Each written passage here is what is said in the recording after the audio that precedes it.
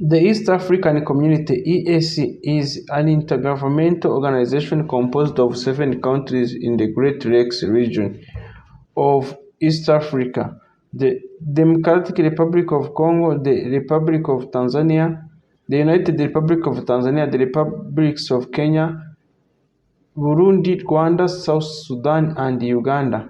Evariste Ndayishimiye, the President of Burundi, is the current East African chairman. The organization was founded in 1967, collapsed in 1977, and was revived on 7th July 2000.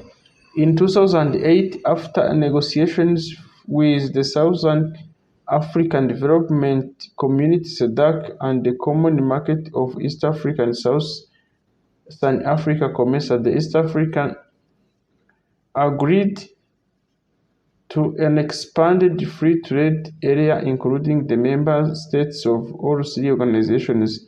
The EAC is an integral part of Eastern Economic Community.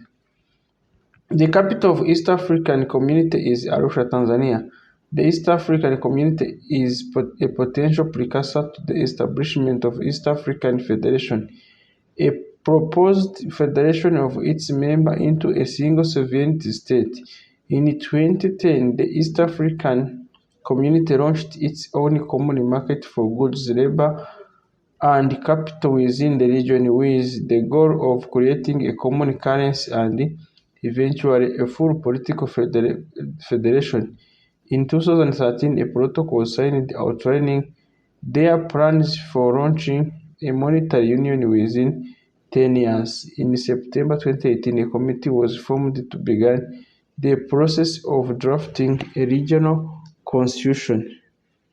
The genesis: Kenya, Tanzania, and Uganda have been cooperated with each other since early 20th century.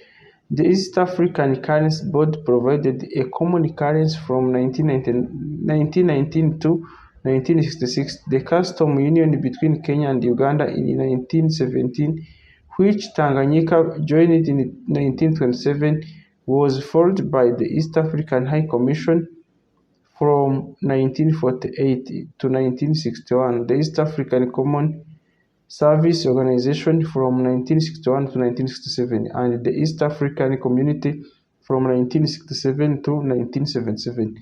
Burundi and Rwanda joined the East African Community on 6 July 2009.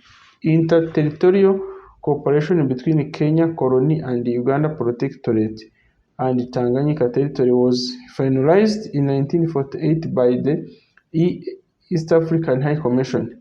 This provided a custom union, a common external tariff, currency, and postage. It also dealt with common services in transport and communication, research, and education. Following independence, these integrated activities were reconstituted, and East African High Commission was replaced by East African Community (SO), which many observers thought would lead to a political federation between the 3 countries. The new organization ran into difficulties because of lack of joint plan and fiscal policy, separate political policies, and Kenya's dominant economic position. In 1967, the EAC-SO was superseded by the East African Community, or replaced by East African Community. This body aimed to strengthen the ties between the members through a common market, a common custom tariff, and a range of public services to achieve a balanced economic growth within the region. In 1977, the East African Community collapsed. The causes of collapse includes demands by Kenya for more seats than Uganda and Tanzania in decision-making organ, disagreement with Ugandan dictator Idi Amin, who demanded that Tanzania, as a member state of East African Community, should not harbor forces fighting to topple the government of another member state, and the disparate economic system of socialism in Tanzania and capitalism in Kenya. The three member states lost over 60 years of cooperation and the benefits of economies of scale. Although some Kenyan government officials celebrated the collapse with champagne. President Daniel Arap Moi of Kenya, Eli Hassan Mwinyi of Tanzania, and Yoweri Kaguta Museveni of Uganda signed the Treaty for East African Cooperation in Kampala on 30th November 1993 and established a tripartite commission for the cooperation. A process of reintegration was embarked on involving tripartite programs of cooperation in political, economic, social, and cultural fields, research and technology, defense, security, and legal and judicial affairs.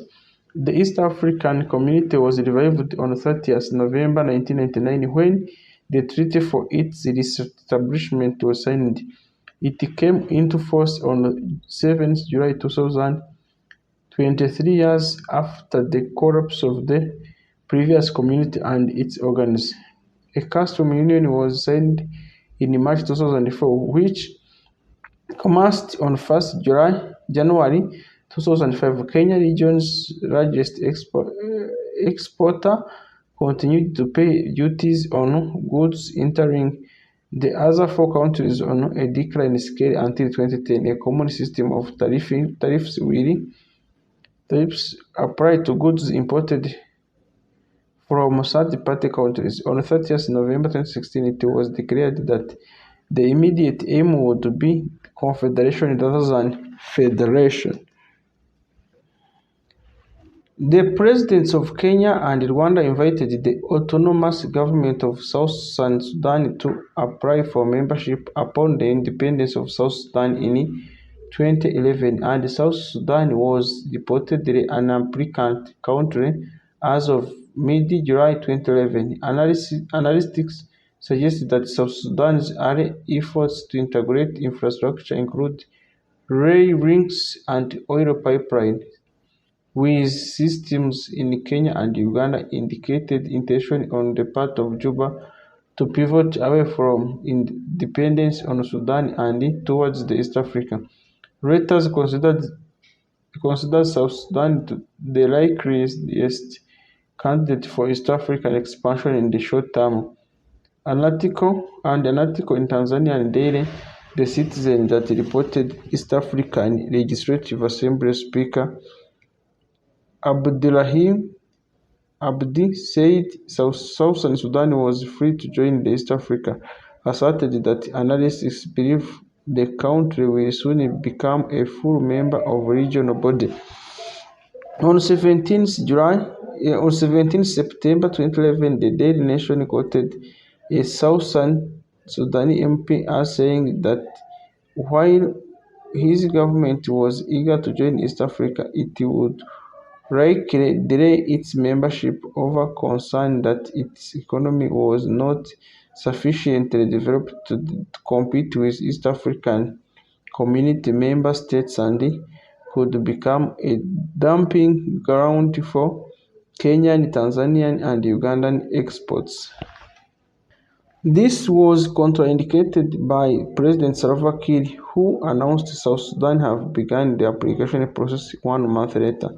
The application was deferred by the East Africa in December 2012. However, incidents with Uganda border operators in South Sudan have created political tensions and may delay the process. South Sudan was eventually approved for membership in the bloc in March 2016 and signed a treaty of accession in April 2016. It has 6 months to ratify the agreement, which it did on 5th September, and at which point it formally acceded to the community. It does not yet participate to the same extent as the other members. In 2010, Tanzanian officials expressed interest in inviting the Democratic Republic of Congo to join the East African Community. The DRC applied for admission to the East African Community in June 2019. In June 2021, East African Summit launched a verification mission to assess the suitability of DRC for admission to the community and has since drafted a report on their findings, which is ready for submission to the East African Community Council of Ministers. On 23 November 2021, ministers in charge of East African Community Affairs have recommended for consideration by the East African Community Heads of State the report of verification team on the application of DRC to join the community. In January 2022, the East African Community Council of Ministers recommended the DRC to be admitted as a new member state of East Africa.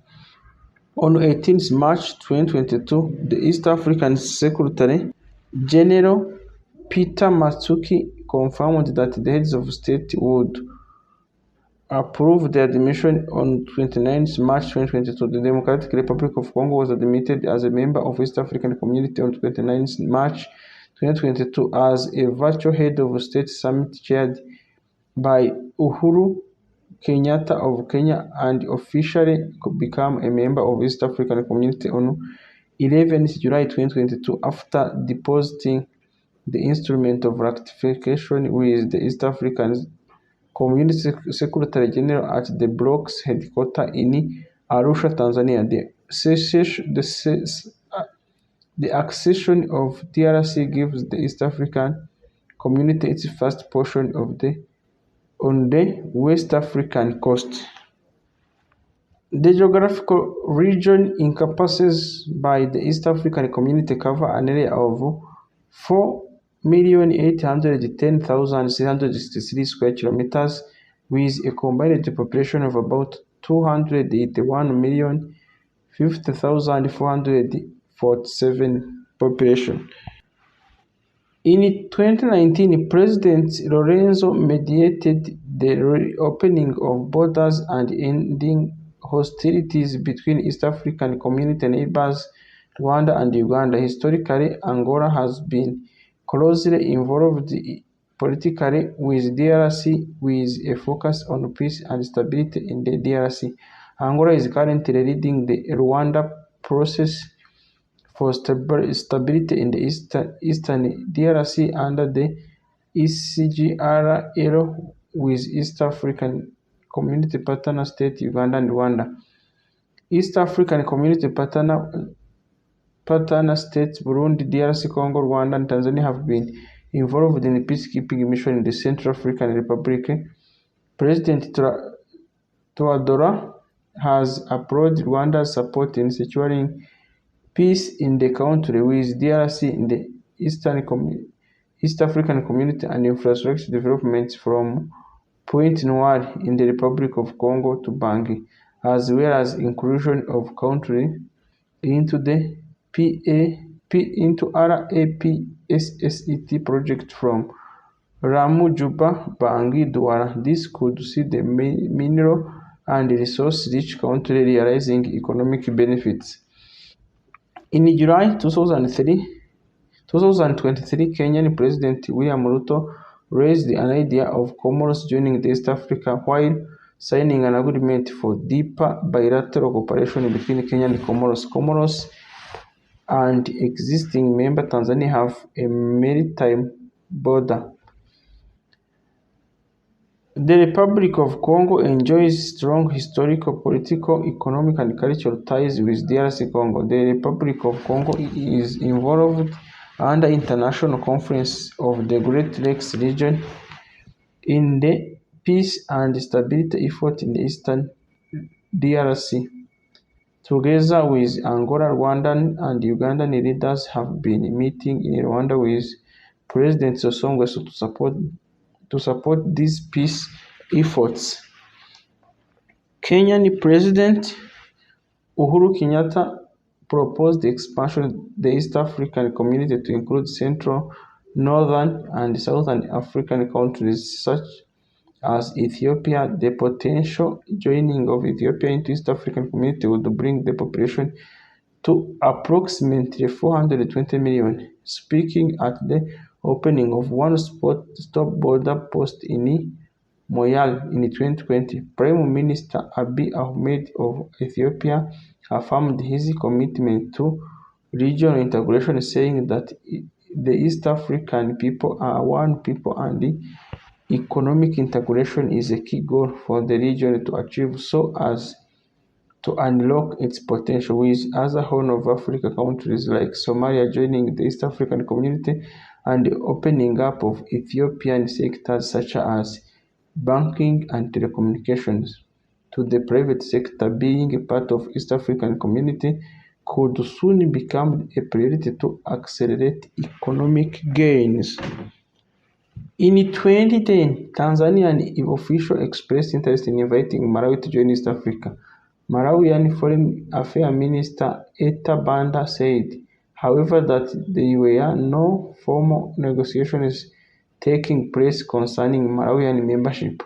Ugandan President Yoweri Kaguta Museveni in May 2022 hinted at the possibility of deploying the East African Regional Force to Mozambique to counter insurgency in the northern provinces. Rwanda, at the request of Mozambique in July 2021, had sent a strong contingent to Cabo Delgado. Mozambique shared culture and historical tie with East African community partner states. There is a significant Kiswahili-speaking population in the country. Representatives of Somalia applied for membership in East African Community in March 2012. The application was considered by the East African Community Heads of States in December 2012, which requested that the East African Community Council work with Somalia to verify the application. In February 2015, the East African Community again deliberated on the matter but deferred a decision as verification had not yet started, nor had preparations with the government of Somalia been finalized. During the 22nd Ordinary East African Community Heads of State Summit on 22nd July 2022, the East African Community Heads of State noted that the verification process for Somalia to join the community needed to be completed expeditiously. Somalia added to the East African Community 3,333 kilometer coastline, a population of about 16 million people, entrepreneurial capital and culture, fisheries, livestock, energy, and natural resources. As a member of the community, the country receives support to deal with internal security matters. Sudan applied to join the East African Community in 2011, but its membership is strongly opposed by Tanzania and Uganda. They contended that because of the Sudan's lack of direct border with East African Community at the time, it alleged discriminatory action towards black Africans. Its records of human rights violations and its history of hostility with both South Sudan and Uganda is also ineligible to join. The Sudanese application was rejected by the East African Community in December 2011. In 2010, Zambian officials expressed interest in inviting Zambia to join the East African Community. In the 1960s, Zambia had applied to join the East African Community. During a state visit to Kenya on 15 June 2022, President Hichilema of Zambia mentioned to the East African chairman, President Kenyatta, that Zambia is interested in joining East African Consortium for negotiating trade agreement in oil and agricultural sector. It has been argued, however, that the commonality to go far deeper. Many of the national elites either old enough to remember the former East African Community, others share memory and a sharp sense of loss at its eventual dissolution. More cynically, others have argued that this historical ambition provides politicians with the ability to represent themselves as statesmen and representative of a greater region interest. Furthermore, East African Community Institution brings significant new powers to dispose and depose those who serve in them. Some have questioned the extent to which the visions of political union are shared outside the elite and the relatively elderly, arguing that the useful mass of population is not well informed about the process in any of the countries.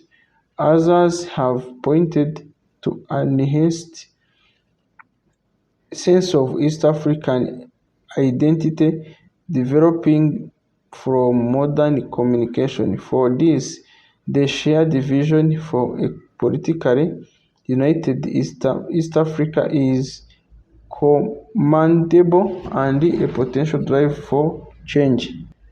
Commitment to the former East Africa idea is relatively narrow in both social and generational terms, and thus many have questioned the timetable for the project. Fast-tracking political union was first discussed in 2004 and enjoyed a consensus among the three presidents of Kenya, Tanzania, and Uganda.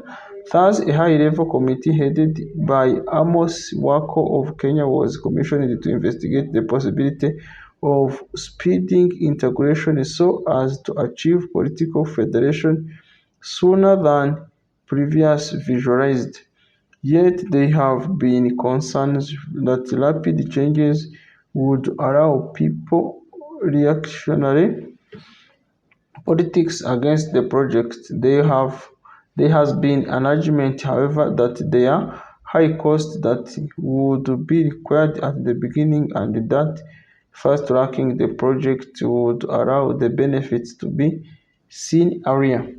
There remains significant political difference between the states. Museveni's success in obtaining his third term amendment raised doubts in the other countries. The single-party dominance in the Tanzania and Uganda parliament is unattractive to Kenyans, while Kenya ethnic politics remain absent in Tanzania. Rwanda has a distinctive political culture with a political elite committed to building the developmental states.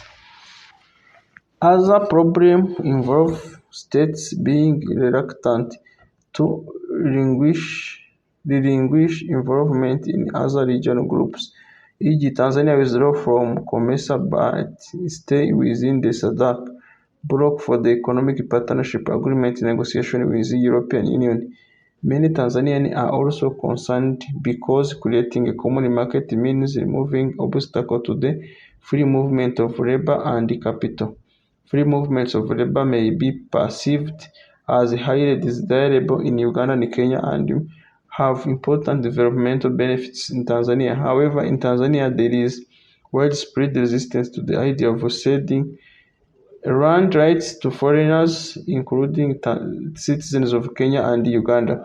Informal polls have indicated that most Tanzanians, 80%, have an unfavorable view of the East African Federation. Tanzania have more land than all of the other East African nations combined, at least until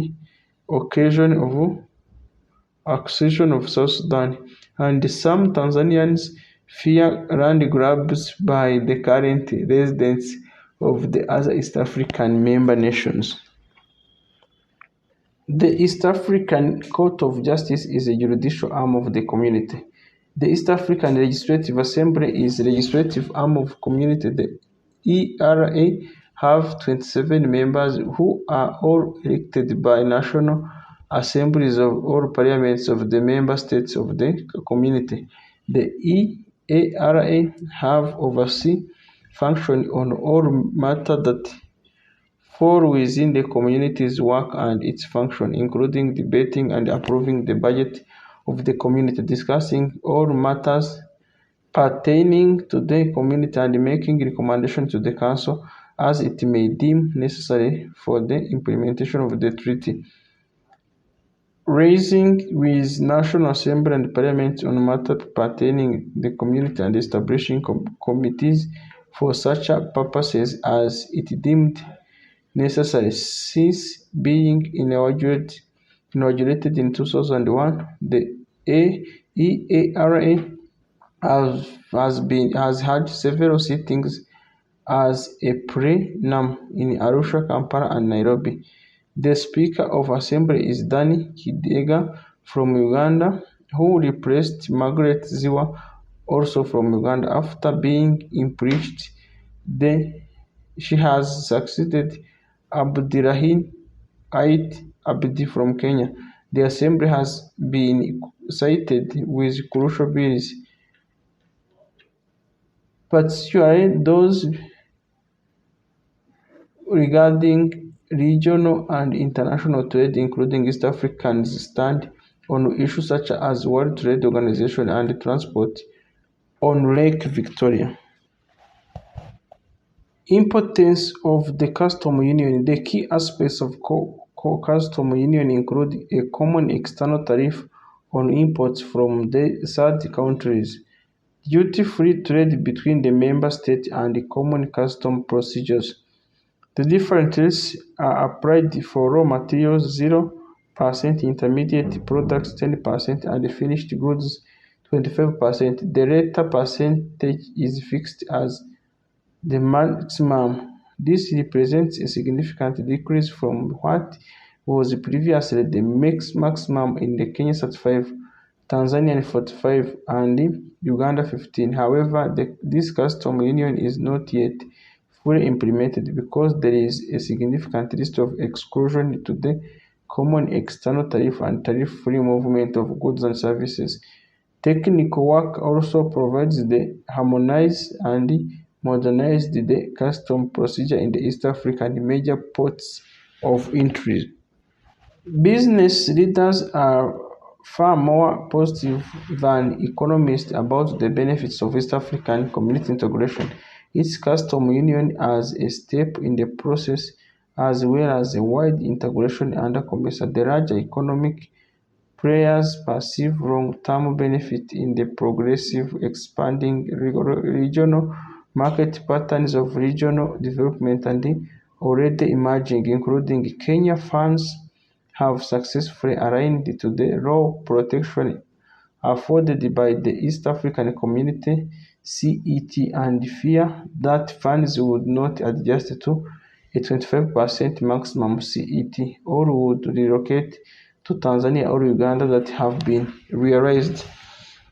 An interregional division of labor is developing, which results in a basic import processing relocating to the coast to supply the hinterland. The final stage of importing processing, especially those bulk finished goods that resolve high transportation costs and natural resource-based activity, and moving up country and up region, either within value chain of large company or different segments located by funds in different countries.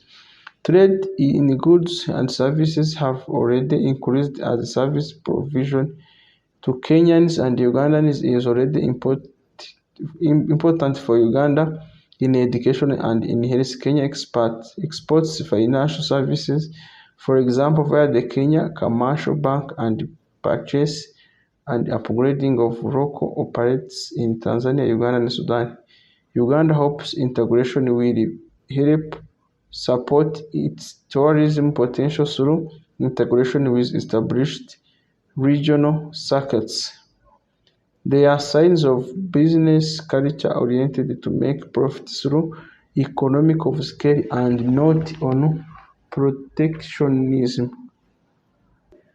The East African Community negotiates with trade partners on behalf of all member countries. The negotiations in 2014 for Euro-East African Economic Partnership Agreement ran into difficulties with the January 2014 negotiating season failing to conclude the negotiations, which were scheduled to be completed before 1st October 2014. This caused tensions between Kenya and other countries, as Kenya, which is not a least developed country, stood to lose from the failure to reach agreement. Discussions are also underway between the East African Community and the USA on the launch of trade and investment pattern negotiations.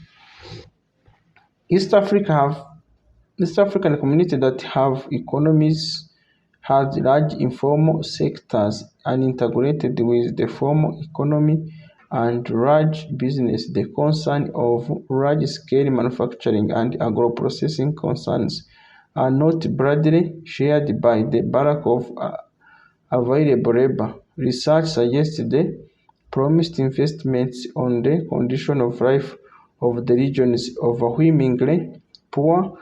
Rural poor will be slight, with the significant exception of agro-industrial fund without grower schemes or that otherwise contribute to the coordination of smallholder production and trade. It's informal trade across borders that is most often important to rural livelihood, and a custom union is likely to significantly impact the barriers that this faces, and the fact taxes are still being fixed separately by countries. However, the introduction of one-stop border posts being introduced and the reduction in tariff barriers are coming down progressively. The establishment of common market will create both winners, numerous food producers and customers on both sides of all borders, and losers, smuggler and costume police and local government officials would currently benefit from bribery at the round of the borders. In border areas, more substantial impact could be attained by a new generation of investments in world market production based on the region's comparative advantages in natural resources, especially mining and agriculture, and the new tariff structure creates marginal better conditions for world market exporters by cheapening inputs and by reducing upward pressure on the exchange rates.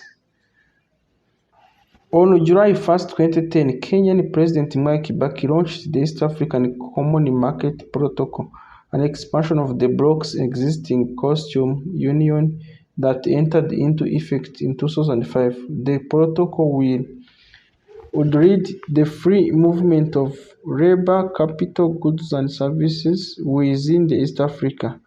Member states would have to change their national law to allow the full implementation of some aspects of common market such as immigration and customs. This regulation may take up to 5 years to reach of the country to enact fully, but official recognition of the common market took place on 1st July.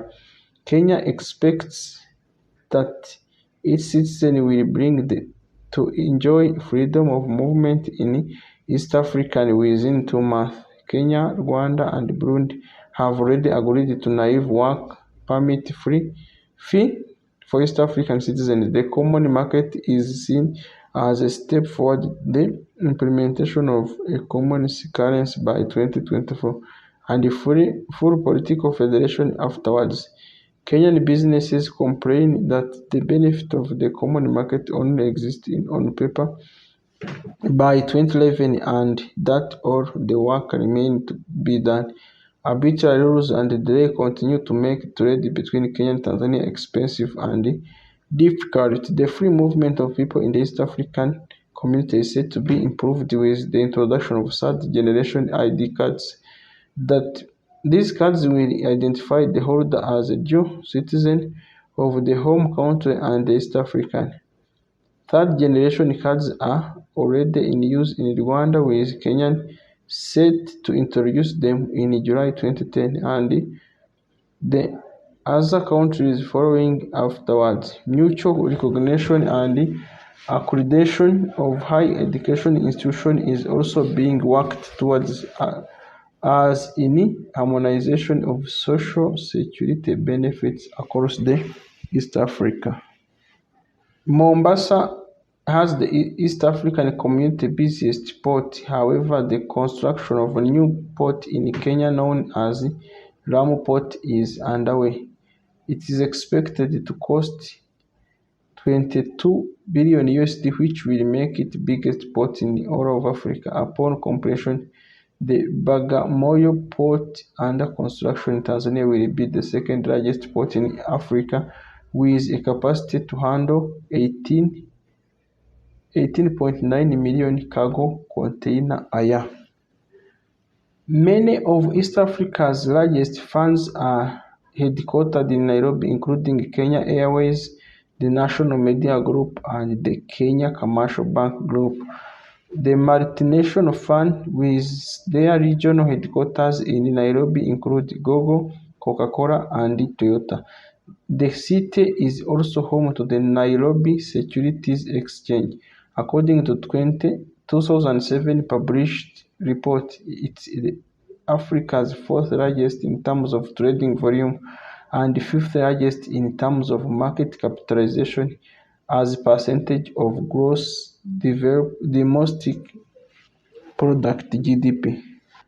The new treaty was proposed with plans drawn up in 2004 to introduce a monetary union with a common currency, the East African shilling, sometime between 2011 and 2015. There were also plans for a political union, the East African Federation, with a common president initially on a rotational basis and a common parliament by 2010. However, some experts, like those based in the public think tank Kenya Institute of Public Policy Research and Analysis, noted that the plans were too ambitious to be met by 2010, but a number of political, social, and economic challenges are yet to be addressed. The proposal was the subject of national conservative discussions, and the final decision was to be taken by the East African Community Heads of States in mid-2007. In 2013, a protocol was signed outlining their plan for launching a monetary union within 10 years. In September 2018, a committee was formed to begin the process of drafting a regional constitution. In January 2023, the East African Community plans to issue a single currency within the next 4 years. The Council of Ministers of the organization must decide on the location of the East African Monetary Institute and the establishment of a roadmap for the issuance of the single currency. It had been hoped that an East African single tourist visa may have been ready for November 2006 if it was approved by the relevant sectorial authority under the East African Community Integration Program. Had it been approved, the visa would have been valid for all three current member states of East African Community, Kenya, Tanzania, and Uganda, under proposal for visa, and the new East African Community single visa could be issued by any member state embassy. The visa proposal followed an appeal by the tourist borders of partner states for a common visa to accelerate promotion of region as a single tourism destination, and the East African Community Secretariat wanted it approved before November's World Travel Market in London. When approved by East African Council of Ministers, tourism could apply for one country's entry visa, which would then be applicable in all region member states as a single entry requirement initiative. A single East African tourism visa for East African community countries of Kenya, Rwanda, and Uganda have been available since 2014. As of March 2022, the combined population of all 7 East African member states was 312 1,362,653. The East African community would have a fourth largest population in the world if considered a single entity. The East African community contains 14 cities with population of over 1 million, half of which are in DRC alone. The largest being Kinshasa. Kampala is the largest urban center located on Lake Victoria, the second largest freshwater lake in the world, and Mwanza becoming in the third, and Kisumu the second, and Kisumu third. The East African community's current urban population stands at about 20%. Largest population centers of East African community include Kinshasa, Dar es Salaam, Nairobi, Kampala, Mbuji-Mayi, Lubumbashi, Kananga, Mombasa, Kisangani, and Mwanza. Kiswahili, English, and French are designated as the official language of the East African community, with Swahili designated for developing as lingua franca of the community. Within the East African community, there are 3 countries whose official language is French: the Democratic Republic of Congo, Rwanda, and Burundi. Numerous local languages are also spoken. For example, there are 56 local languages spoken in Uganda, 125 in Tanzania, 72 in South Sudan, and 67 local languages in Kenya. Kinyarwanda is spoken in Rwanda and Uganda. There are over 200 local languages spoken in the DRC. Lingala is widely spoken in the Western Democratic Republic of Congo, with about 15 million speakers, and Swahili with 23 million speakers across the country. The East African passport was launched on 1st April 1999. East African passports have been introduced as a travel document to ease border crossing for East African residents. It is valid to travel within East African countries only, and will entitle the holder to interstate of renewal 6-month validity in any of the countries. The passport is issued in 3 of 7 East African member states: Kenya, Uganda, and Tanzania. The passports are available at the headquarters of respective immigration department in Nairobi, Kampala, and Dar es Salaam. Only East African nationals may apply to be issued with the passport. The passport costs $10 or equivalent in East African currencies. Processing of application for the passport will normally take 2 to 3 weeks. Although the passport is only valid within the East African community, modalities of internationalizing the East African passport will be discussed with the aim towards having a common travel document for East African residents by 2006. Other measures meant to ease border crossing for East African community residents include the issuance of interstate passes within commerce on 1st July 2003, inter-immigration departure entry card adopted by all 3 member states, the finalization of harmonized procedure of work permits and the classification process, and the compilation of studies on the harmonization of labor laws and employment policies, now in its final stages. Since 2012, dear Chairman Yoweri Museveni, 2012-2013, 2013-2015 Uhuru Kenyatta of Kenya, 2015-2017 John Paul Magufuli the late, 2017-2019 Yoweri Kaguta Museveni again, 2019-2021 Paul Kagame, 2021-2022 Uhuru Kenyatta, 2022 up to now Evariste Ndayishimiye of Burundi. Secretaries General 2000-2001 Francis Mutarawa from Kenya. 2001-2006 Amanya Mushega from Uganda. 2006-2011 Juma Mwapachu from Tanzania. 2011-2016 Richard Masozera from Rwanda. 2016-2021 Libera Mfumukeko. 2021 to present Peter Mathuki from Kenya. Thank you for being with us today. We have focused about East African community with a motto Ushirikiano wa Afrika Mashariki, with its headquarters in Arusha, Tanzania, the largest city, Kinshasa, the Democratic Republic of Congo. Their official languages Swahili, English, and French.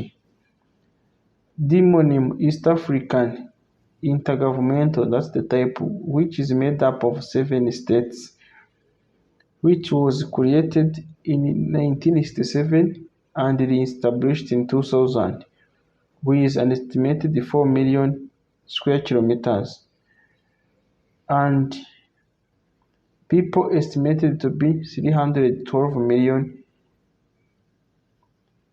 Thank you very much for being with us. Let's watch other videos from here as we are growing together. Thank you and see you.